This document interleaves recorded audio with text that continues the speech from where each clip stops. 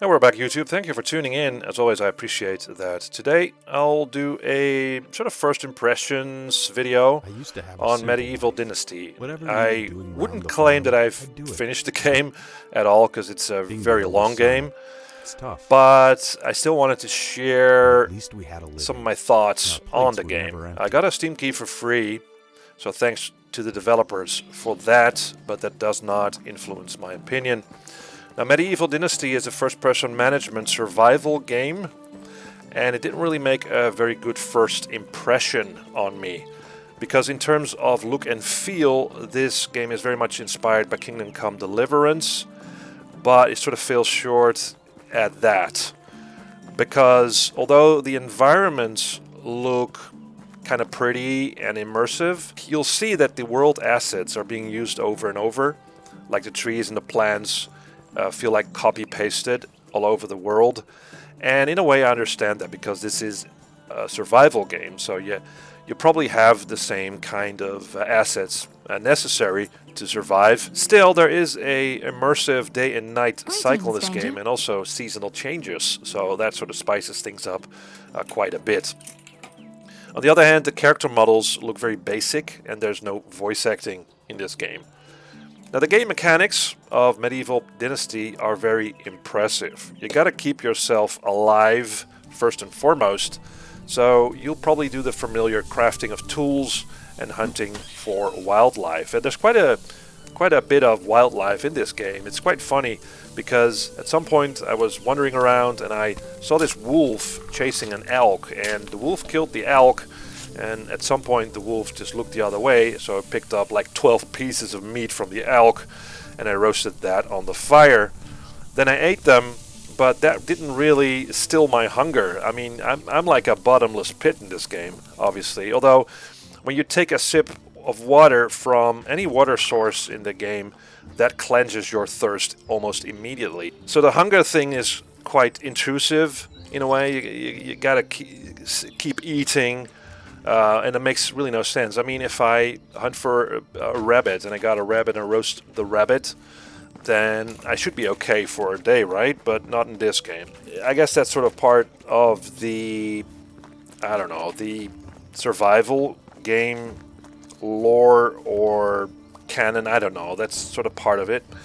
Now, furthermore, you can construct houses and other buildings to grow your settlement. So that's really interesting. But it also feels sort of mechanical, it's not in a sort of a natural way.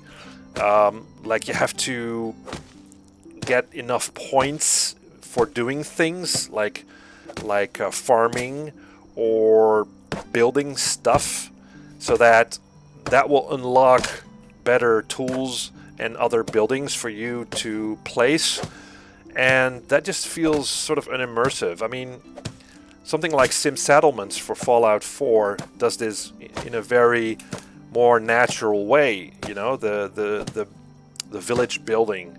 You can get in as much involved in that what you like, but you can also sort of automate the whole thing. And this feels very mechanical and just not very natural. Now, you can invite NPCs over to your village and assign them to certain tasks to sustain the village, but most of these villagers are sort of brain dead, so you really have to tell them what they need to be doing and where they are going to live.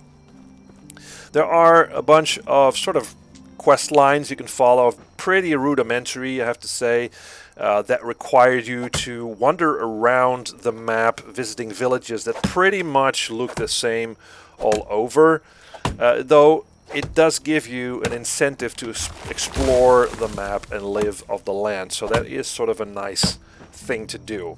And again, there is a lot of stuff you can do. I mean, you can go farming, there's fishing, there are various weapons you can craft, you can make fences and a whole lot of different buildings and roads, and it's really, and this is basically where it boils down to.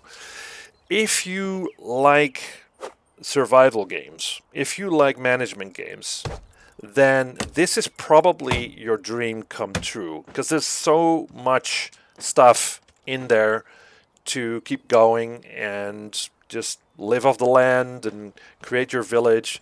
I understand where people are coming from when they really like these type of games. I understand it. On the other hand, there's this bunch of people, and I think I belong to that part of the population, so to speak, that are not really into that don't really like the grind of it, that don't like the wandering around, having to eat all the time, having to micromanage your villagers, having to recruit them, because you can't really automate that.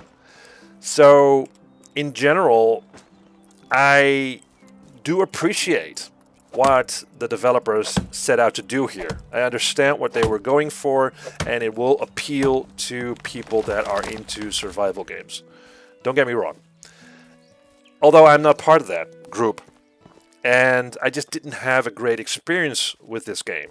Also because there were a bunch of technical issues that were, for me, very unimmersive. I mean, the loading times are long. I experienced repeated frame rate drops to a point where I couldn't play the game and had to stop playing it and reload it. Even though this game saw its 1.0 release, so it came out of early access. So there you have it. I didn't really like this game that much. I have a busy life right now, and I don't need a busy life in some game. So it's not that fun for me. But maybe for you, again, if you're into these type of games. So thanks guys for watching, and see you next time.